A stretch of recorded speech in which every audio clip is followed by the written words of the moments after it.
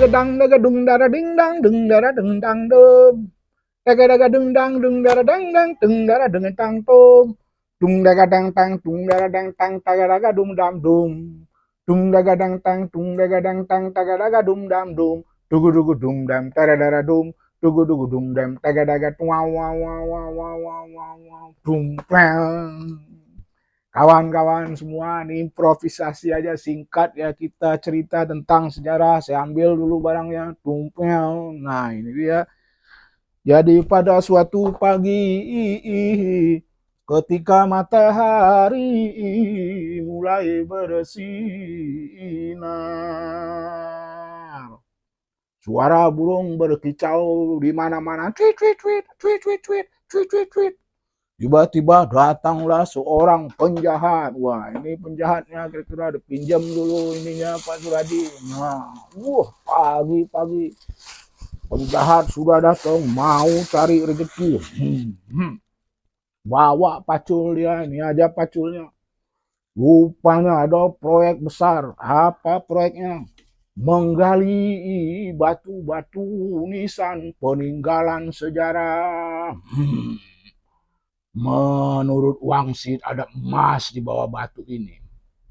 Mulailah ya di pagi itu para penjahat menggali lubang, batu digali, digali-gali, hinggalah batunya jadi tertumbang. Dikorek-korek. Rupanya isinya kosong melompong. Itulah penjahat di pagi hari, ketipu oleh informasi palsu. Zaman sekarang kita juga sering menerima informasi palsu. Makanya kalau pegang media sosial, mana media sosial sambil dulu. Gedam, tim, ini media sosial zaman sekarang. Kawan-kawan semua ya, jangan lupa ini dia. Kalau menerima informasi di media sosial, jangan sembarang ditelan mentah-mentah, dicerna dulu, dibaca ulang, dicari informasi lain kiri kanan. Karena media sekarang gampang menipu. Itu saja pesan saya. Peng, gedang, dang, gedang, dang. Tum, gedang, dang, gedang, dang. Dung, dung, gedang, dang, dung, lega, dum, dam, dum. Dum, lega, dang, dang, taga, lega, dum, dam, dum. Dum, dum, dum. Dum, lega, dang, dang, taga, lega, dum, dam, dum. Dum, dam, dum. Dum, lega, dang, dam, taga, lega, dum, dam, dum. Dum, dam, dum. Baik, sebelumnya Bapak boleh perkenalan dulu. Ya, nama saya, nama diberikan orang tua, Agus Nur Amal. Nah, nama pertunjukan itu atau nama panggung ya, itu PM Toh. Kalau boleh tahu PM Toh itu dari apa ya Pak? Inspirasinya mungkin atau gimana? Nah, PM Toh itu sebetulnya nama perusahaan motor ya, perusahaan motor Ondernemen Hasan ya. Itu perusahaan motor transport Sumatera sejak zaman Belanda begitu. Kemudian dinasionalisasikan jadi diambil alih oleh pengusaha Aceh. Nah, saya punya seorang guru namanya Tengku Haji Adenan. Guru saya bercerita ya.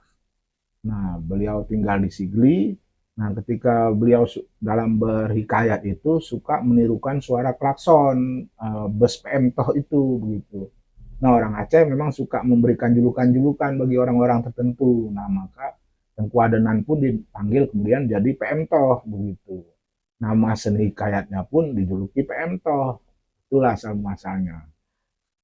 Oke, jadi saya ingin bertanya nih, inspirasi awal Bapak menjadi pendongeng itu pasti untuk bercerita ya. Cuman awalnya tuh ingin dari keyakinan apa, dari keinginan Bapak apa bagaimana gitu? Bisa dijelaskan?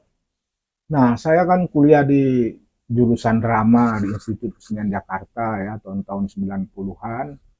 88 saya masuk, kemudian saya selesai tahun 89 akhir gitu ya. Setelah lulus saya berpikir, justru setelah lulus saya berpikir ini saya mau ngapain dengan ilmu seni peran waktu itu yang saya miliki. Nah, saya kan juga berminat pada seni tradisi ya, walaupun saya mempelajari seni drama modern, tapi saya menyukai seni tradisi di Nusantara. Saya teringat dulu waktu saya kecil, saya sering nonton Hikayat Tengku Adenan. Kalau saya pulang ke rumah nenek saya di Banda Aceh kan, akhirnya saya putuskan, wah ini ada satu potensi yang bisa saya kembangkan begitu. Seni tradisi, hikayat atau bercerita atau mendongeng yang bisa saya kembangkan secara modern. Maka selesai kuliah saya langsung pulang kampung untuk mempelajari seni hikayat ini lagi begitu. Baru kemudian balik lagi ke Jakarta, saya eksplorasi secara modern dan kemudian saya pertunjukkan di mana-mana. Jadi sebetulnya keinginan untuk mengembangkan seni tradisi, kira-kira begitu. Iya Pak, saya dengar-dengar Bapak tuh sudah ke luar negeri ya. Bisa Ya, bisa diceritakan tidak bagaimana bisa sampai ke luar negeri untuk bercerita? sebetulnya keluar negeri saya pertama itu sudah cukup lama juga ya, tahun-tahun 2000-an sebelum tsunami saya sudah ke New York, sudah keliling Amerika, ke Boston, kemudian setelah ketika kejadian tsunami, saya banyak terlibat di sana untuk orang bilang trauma healing yang begitu ya. Nah di sana kan saya banyak bertemu dengan kawan-kawan dari luar negeri, dari NGO, dari Jepang, juga mengadakan kolaborasi kita dari seniman-seniman dari Jepang, seniman-seniman dari Belanda. Dari situlah kita saling kenal.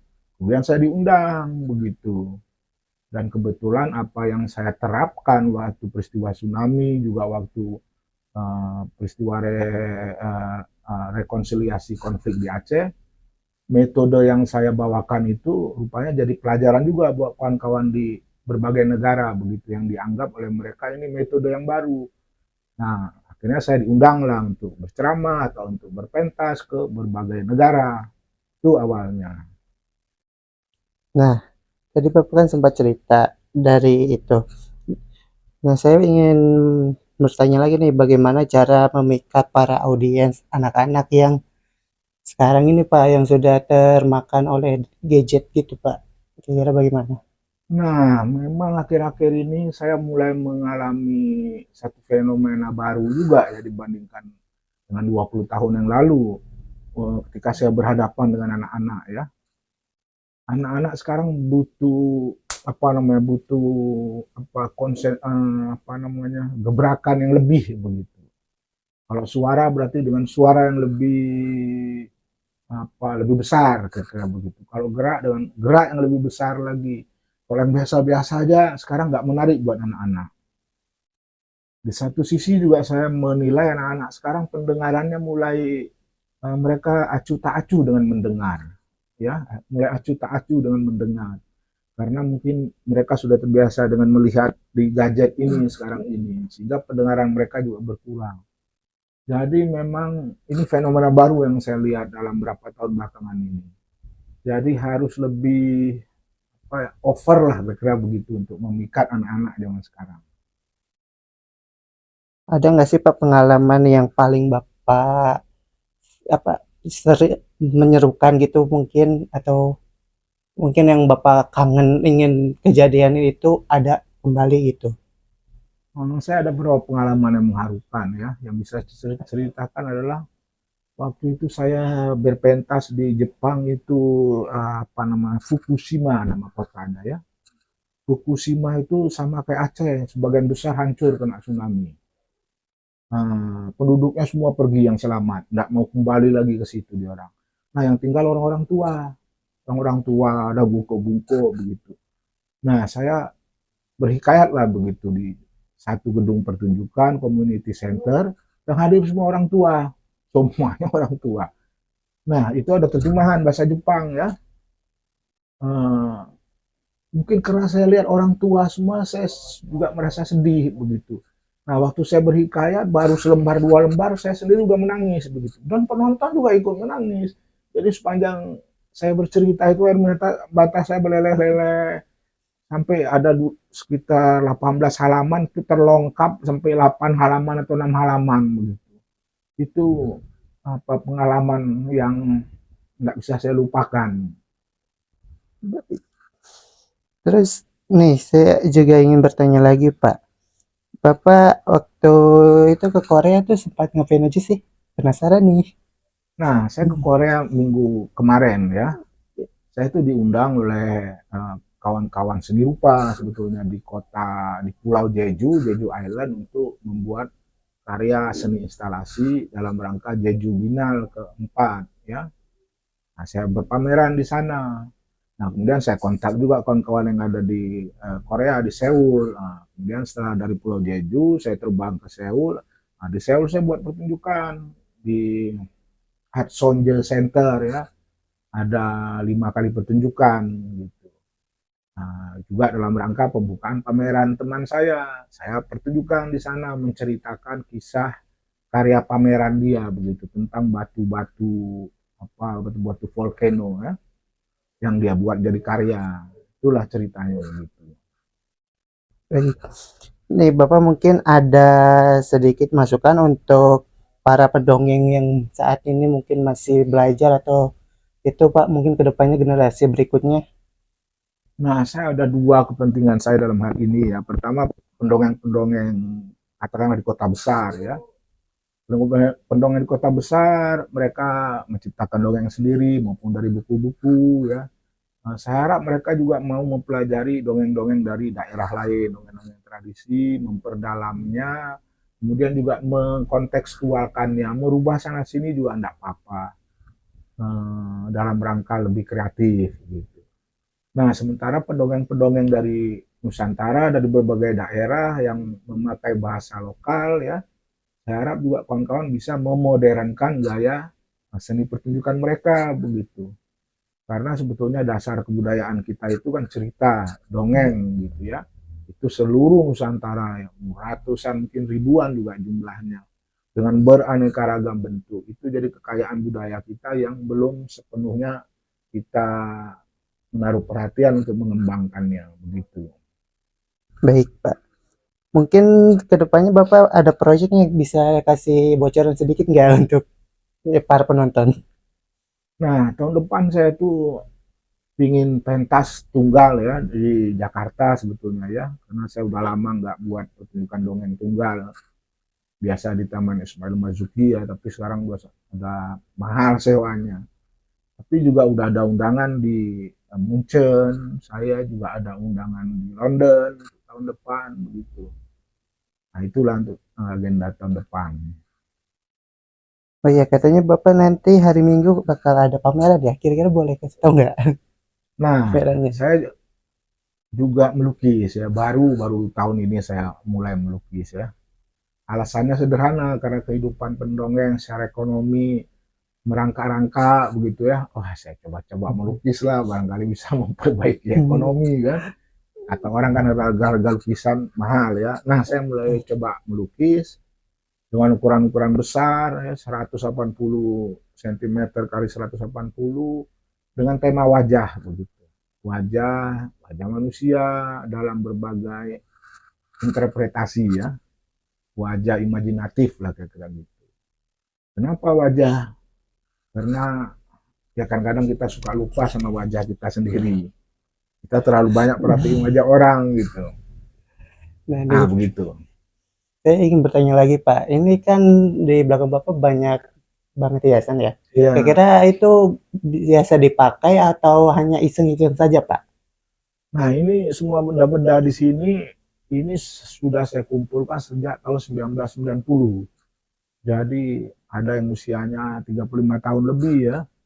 Misalnya ada di belakang situ 35 tahun. Ini juga 35 tahun. Ini yang paling dekat mana ya kira-kira. Saya ambil.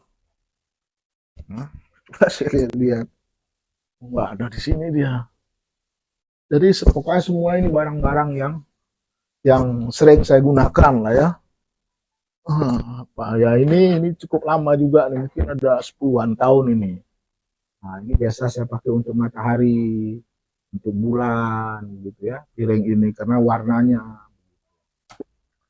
Rata-rata barang saya cukup lama. Akhir-akhir ini jarang saya membeli barang-barang baru ya. Gitu.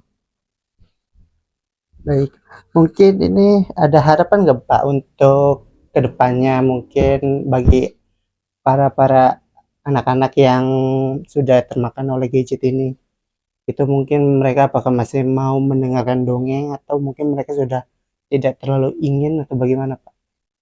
Harapan Nah, Bapak. memang dongeng itu betul, para pendongeng juga harus berjuang keras saat ini ya, karena bertubi-tubi apa namanya sesuatu yang baru muncul di dunia gadget kan. Jadi para pendongeng pun harus bekerja keras lagi, juga berkolaborasi dengan seniman-seniman di media yang lain gitu kan, untuk menghasilkan karya-karya dongeng yang lebih memikat. Nah, juga para penikmat dongeng, eh, artinya ini memang tanggung jawab para pendongeng ya, untuk lebih banyak mendongengkan di mana saja, kapan saja, untuk apa saja, untuk siapa saja. Kalau saya, jargonnya itu dia.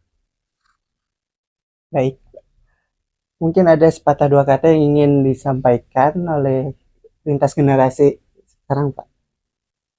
Hmm, pertama sih membaca lah ya, kawan-kawan, anak-anak muda, anak-anak kecil juga rajin membaca ya. Setelah membaca kemudian memang mendengarkan. Abad kita sekarang ini abad di mana telinga kita agak tumpul karena sementara mata kita menjadi lebih lebar karena hanya melihat sesuatu yang kecil. Nah, akibat-akibatnya nanti akan lebih parah ya, kita karena pendengaran kita tumpul, kita cenderung tidak peduli sama orang lain, tidak peka terhadap persoalan orang lain. Nah, ini akan berbahaya buat masa depan kita. Maka pesan saya, membaca nomor satu penting, kemudian untuk mendengarkan itu adalah mendongeng.